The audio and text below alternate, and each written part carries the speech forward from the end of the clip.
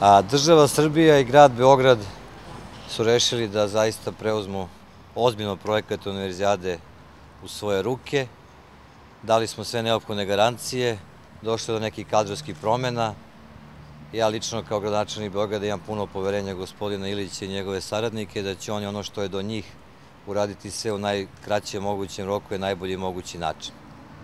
Na sastancima kojima sam ja prisustvovao i telefonskim razgovorom sa gospodinom Kilijanom i pre njegove posete sam dao uveravanja da je za Beograd Univerzijada izuzetno važan projekat i da ćemo mi se zaista potruditi da ona bude organizovana na način na koji smo organizovali i manifestacije do sada.